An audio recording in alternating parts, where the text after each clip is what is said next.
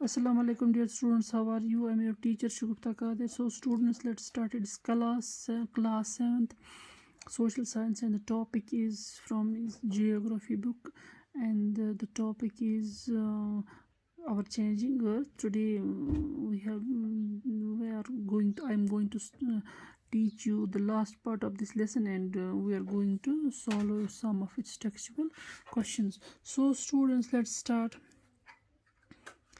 यहाँ पे है वर्क ऑफ विंड. देखो बच्चों, हमने यहाँ पे पढ़ा work of rivers, work of sea waves, work of ice, कैसे होता है इरोजन, डिपोजिशन, कैसे लैंड फॉर्म्स चेंज हो जाते हैं. तो यहाँ पे वर्क ऑफ विंड है. तो have you ever visited a desert? क्या आपने कभी डेजर्ट देखा? बच्चों, डेजर्ट होता है रेगिस्तान, इसमें रेत ही रेत हो.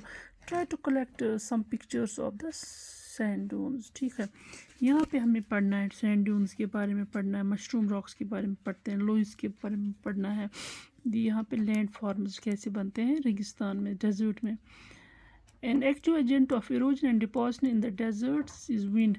देखो डेजर्ट्स में कैसे इरोजन और डिपोजिशन होता है, किसकी वजह से होता है? विंड की वजह से. जब तेज़ हवा आती है तो डेजर्ट की रेत जो है वो एक जगह से उड़ के दूसरी जगह पहुँच जाती है. ठीक है, तो यहाँ पे क्या होता है, इन desserts you can see rocks in the shape of A mushroom. आपने डेजर्ट में देखो बहुत सारे ऐसे मशरूम टाइप की रॉक्स देखी होंगी, ऐसे बना के, ऐसे कैसे मशरूम होता है वो ये बना के आपने देखी, मशरूम टाइप की रॉक्स, उनको हम बोलते हैं shape of A mushroom, commonly called, उनको मशरूम रॉक्स बोलते हैं.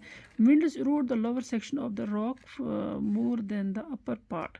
विंड्स जो है वो रॉक्स को इरोज करते हैं, एक साइड से दूसरी जगह ले जाते हैं, निचले वाले उसके रॉक के निचले वाले पार्ट को. ठीक है, therefore such rocks have narrow base and wider top. तो उन रॉक्स की बेस जो होती है वो नैरो होती है, कम होती है, क्योंकि वहाँ से इरोजन हुआ होता है विंड की वजह से, और इनका टॉप जो होता है उनका वो टॉप वाइड हो जाता है, वाइडर हो जाता है. When the wind blows it lifts and transport sand from one place to another. जैसे ही हवा चलती है बच्चों, ये आपको पता है हवा अपने साथ बहुत सारी चीज़ें लेके जाता है. पता छुटे बच्चों, ये हवा से तेज़ वारिया चीज़ पान से छोटने तुलित. आप यहाँ पे देखते हो कभी तेज़ हवा आती है, उसके साथ बहुत सारी चीज़ें होता है जाती है. ऐसे ही जब डेजर्ट्स में रेगिस्तान में हवा यह सेख निवान पान से तुलित. तो यहाँ पे क्या करता है, sand from one place to another, एक जगह से उठाता है सैंड और दूसरी जगह पे डिपॉजिट इसको करता है. When it stops blowing the sand falls and gets deposit in low hills. जब हवा चलना बंद हो जाता है तो क्या हो जाता है, सैंड जो है एक जगह से ये उठ जाती है, सैंड गिर जाती है वापस. जैसे हवा बंद हो जाए सैंड नीचे गिर जाती है और डिपॉजिट हो जाती है इन लो हिल्स, छोटे छोटे पहाड़ियाँ जैसे बनाती है, लाइक स्ट्रक्चर्स. ठीक है, these are called sand dunes. यहाँ पे है सैंड ड्यून्स, देखो छोटे छोटे पहाड़ जैसे बनाए हैं, रेत की वजह से बन गए. एक रेत एक जगह से डिपॉजिट होके इरोज होके दूसरी जगह डिपॉजिट हो जाती है, इनको हम सैंड ड्यून्स बोलते हैं.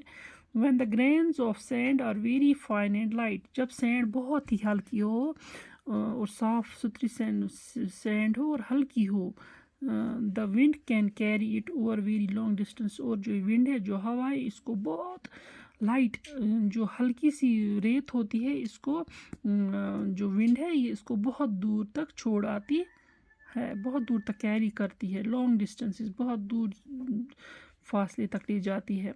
When such sand is deposit in large areas it is called Lewis.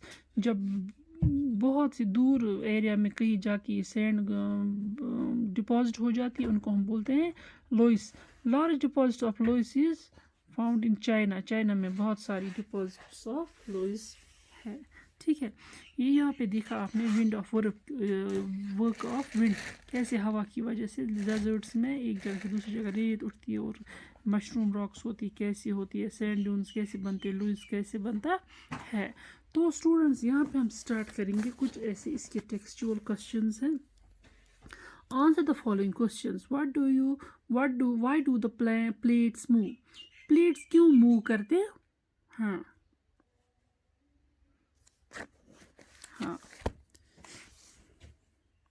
plates move due to the movement in the molten magma found in the interior of the earth. Plates जो है वो move करते हैं due to movement in the molten magma. जो molten magma में movement होता है found in the interior of the earth. ज़मीन के नीचे जो मोल्टन मैग्मा होता है उसकी वजह से प्लेट्स मूव करते हैं. दूसरा है What are exogenic and endogenic forces? Exogenic اور endogenic forces کیا ہوتے ہیں؟ Exogenic forces are those forces which act on the surface of the earth.